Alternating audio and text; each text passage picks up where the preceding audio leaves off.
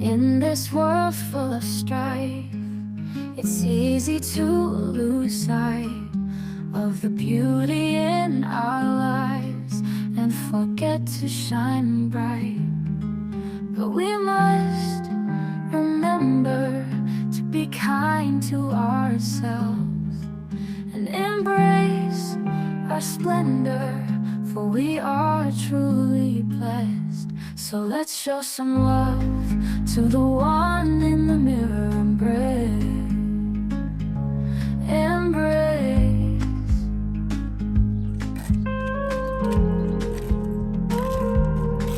So let's show some love to the one in the mirror. Embrace.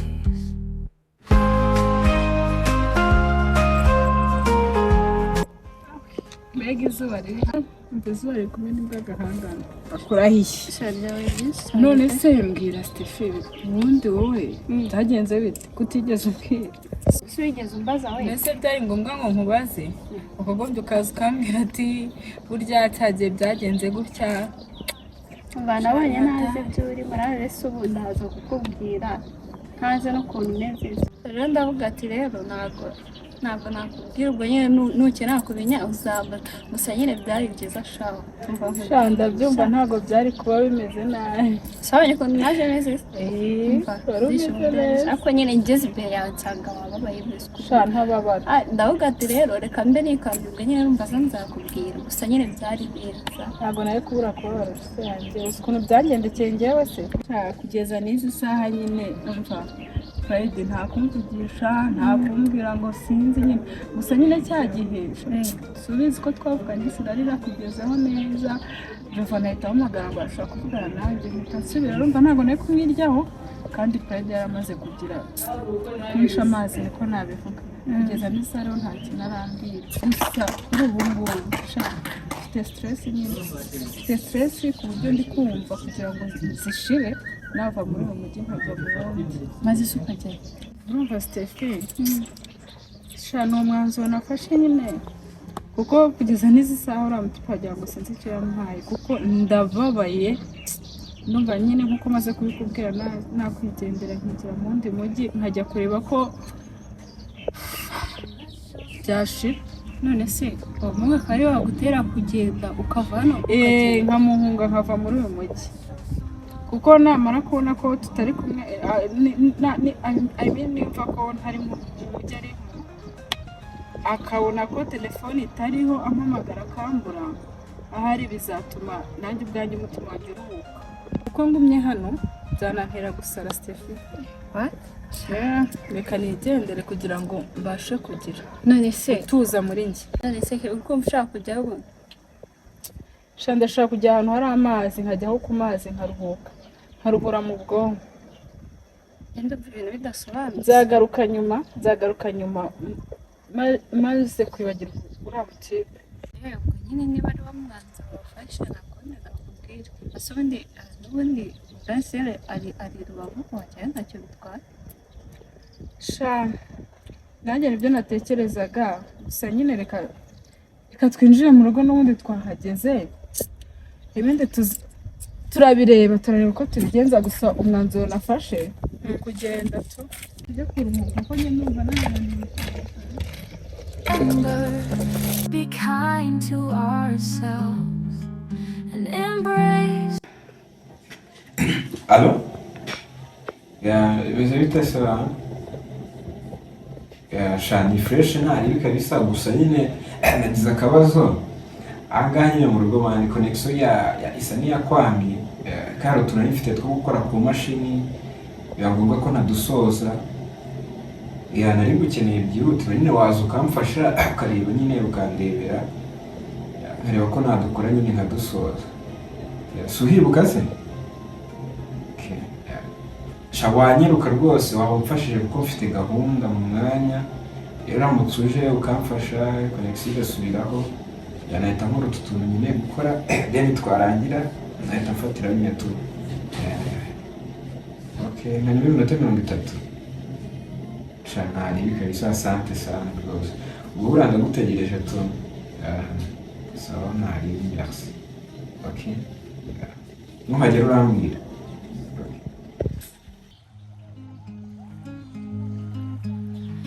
In this world full of strife, it's easy to lose sight of the beauty in our lives and forget to shine bright. But we must remember to be kind to ourselves and embrace our splendor, for we are truly blessed. So let's show some love to the one in the mirror. Embrace.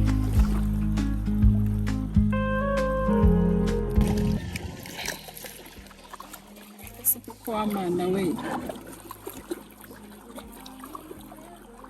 impundu z'ikigezi zisigaye zicanga benshi nanjye ndimo kuko ibi ni ibiki mfashe urugendo rwaje mvuye mu rugo ngira ngo nze kwirengagiza Pride, mpora ntesha umutwe, guhora mpemukira mu rukundo, aho kugira ngo aya mazi nayo amunyibagize nyirengagize, ahubwo ndumva kumwibagirwa bitari gukunda atari kumvamo, ahubwo ndumva ari urukundo ruri kugurumana. Rero ndamukunda ntabiha agaciro, amwisereza kenshi akansanga abaza nkamubabarira, ariko kuri iyi nshuro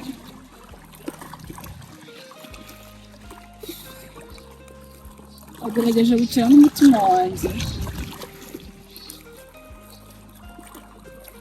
Sinzi bazaturuka, nubwo agatima kakirimo nyine kumutekereza mukunda,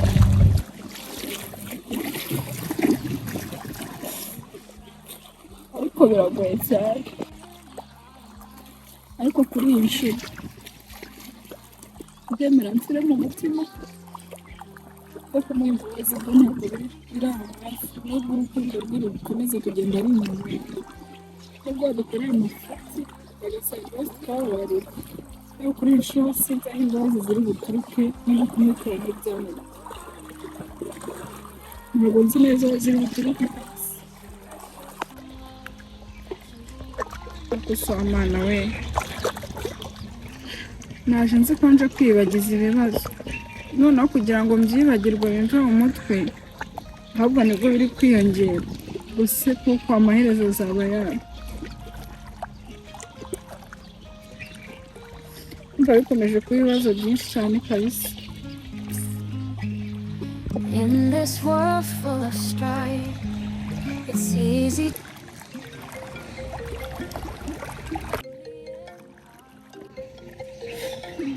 Steffi, Hello Steffi. Shani sawa. Shani cyakubwira ukuntu merewe muri iyi minsi. Aza ko navuye ngiye nzi ko nje kwibagiza ibibazo bya Pride, ahubwo bikaba byarushaho kwiyongera. Steffi ni ibibazo nyine. Ahubwo urakoze kumpamagara n'amasaha arakuze. Nageze ahangaha icyagura igeragere ya kare mu gitondo. None ngeze ku mugoroba. Urakoze cyane basi, reka ntahe byibuze ntunyibukije gutaha kuko amasaha sinzigenda kuzira ahangaha. Merci basi, bye. Uzi ko n'amasaha yarancitse. Burije amasaha arakuze. Reka nawe nkomeze nirengagize ndebe ko byanshiramo, naho ubundi biragoye pe.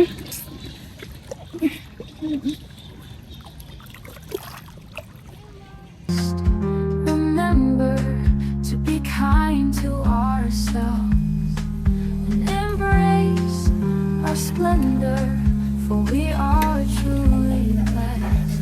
So let's show some love to the one in the mirror. So let's show some love to to the one in the mirror. Embrace.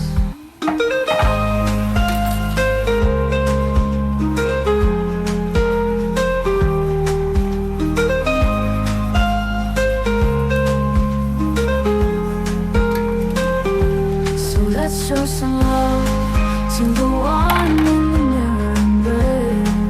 Embrace.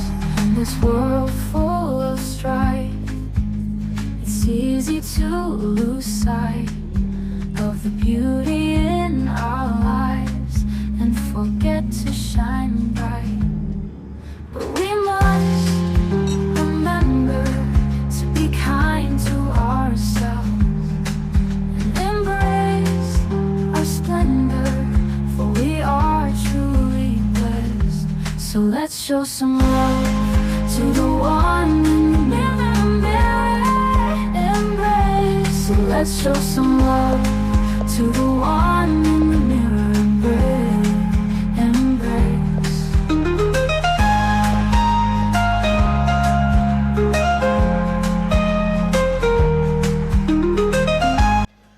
Bimeze gute bro? Shani fresh ntari bikabisa. Iminsi yari ibaye myinshi cyane. Shaka iminsi myinshi kweri kabisa. Duherukana nanjye mfite stress zahataje. Ariko se mani, nzahora ngusura we uragera iwawe. Ariko urabizi bro, ntabwo nanga kugera iwawe kubera ko ari ikindi kibazo. Ahubwo urabizi conditions z'ubuzima. Ariko nzanahagera. None kabisa. Mbwira rero ushize duherukana ufitanye gahunda n'abakobwa babiri. Ntabwo nabyibagiwe kandi ntabwo wigeze nawe umpamagara mumbwire ngo byagenze uki ufite ikibazo. Keza na Safi. Yeah.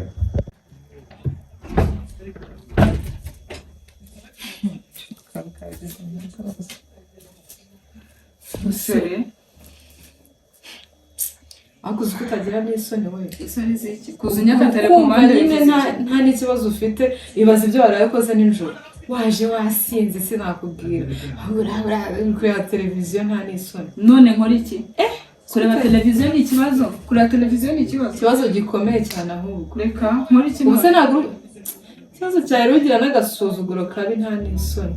Ubwo koko tekereza nawe waje wasinze ugwirirana uruka ugira ute sha byo ntabwo ari byiza kabisa. Warangiza uricaye mu mukobwa bizima wateretse akaguru ku kandi urimo urareba televiziyo nta n'isoni. Keza na Safi. Icyo gihe rero nyine urabizi. Ariko byanyerekeye nawe gembura na Safi. Ariko mu kubona na Safi bro. Yatangiye kumukunda byatari. Ni hahandi wumva yuko ukunze umuntu. None ntavuga ni se. Ko ntangiye kumukunda. Na Keza nawe mukunda ndabigenza gute? None urashaka? Ushaka ko ngufasha iki? Ushaka ko ngufasha iki? Nta no gusaba imbabazi. Nsaba imbabazi z'iki ariko ninde nakoshereje? Si ibyo wakoze ujya n'icyo ushaka kumenya hagati aho. Gusindo. Ubundi uba wagiye gusindira mu biki? Ngo ni ibiki ngo ni ibiki ni ibiki?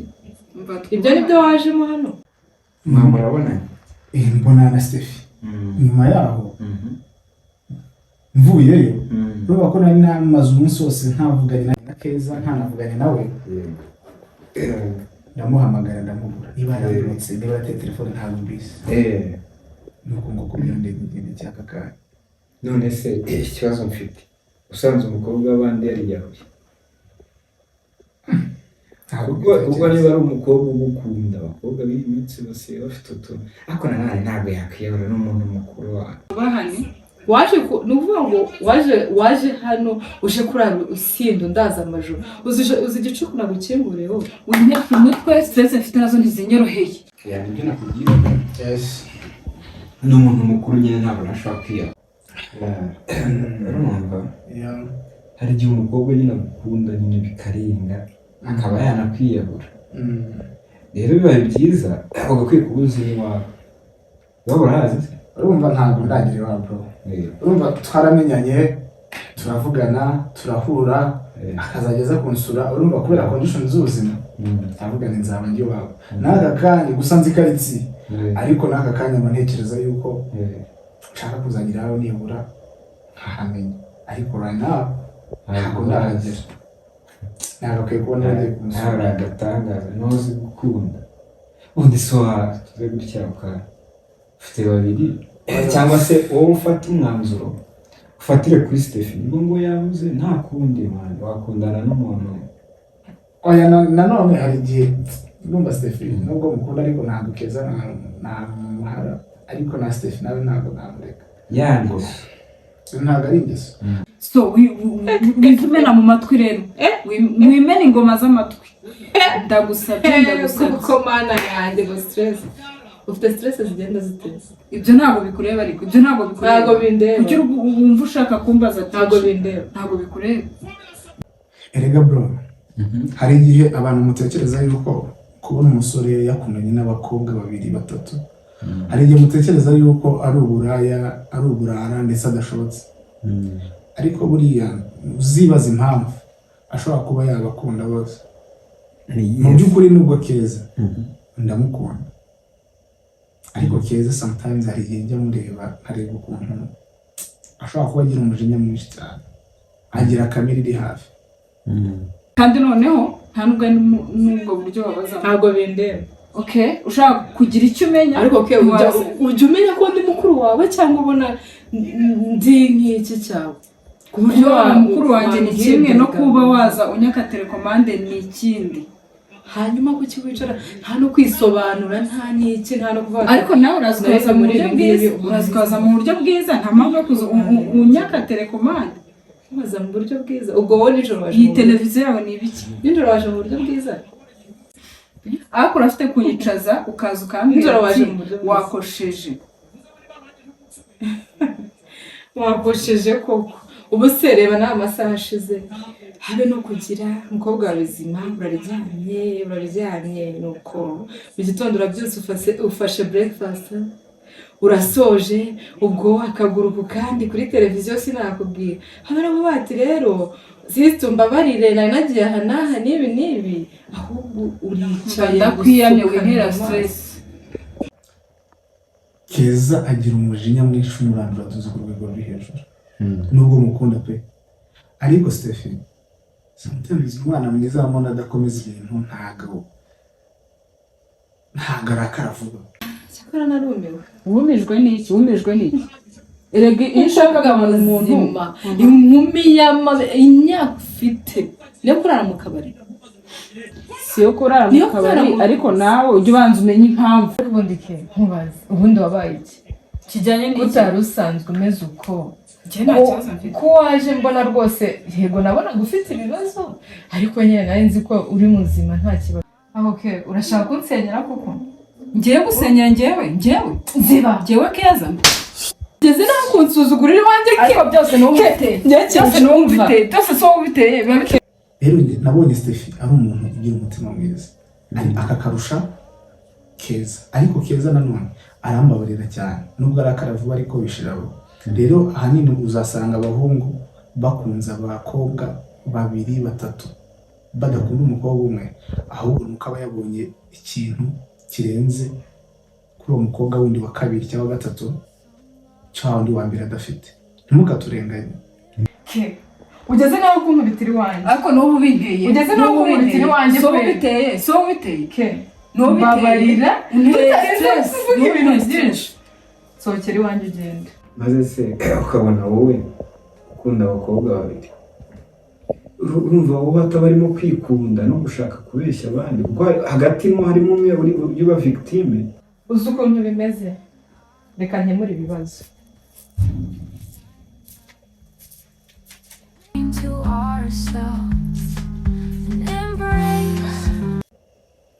niba ukunze babiri tuvuga ukunze Keza cyangwa se ukunze Stephen bose uri kubabwira ko ubakunda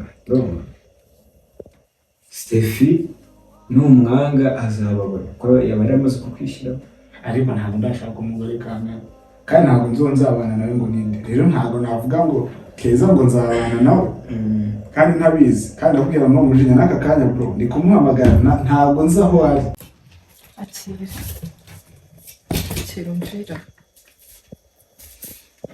akira ndatekereza ibi ngibi ari byo wazanye aha ngaha ibi si byo wazanye hano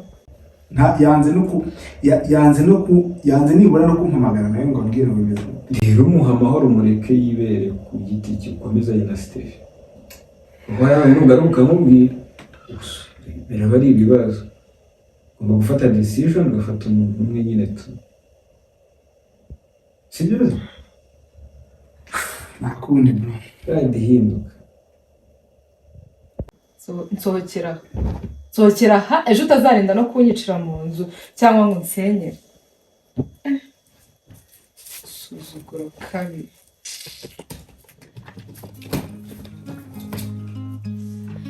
In this world full of strife, it's easy to lose sight of the beauty in our lives and forget to shine bright. ava rwose si umva mana yanjye isura yawe sinshaka kuyireba ahangaha rwose ushatse wajya no kubizingira hanze sinzi uko uri bugende niwo ubizi gusa singushaka ahangaha ishyano ry'umufumo. Truly blessed, so let's show some love to the one in the mirror. Embrace.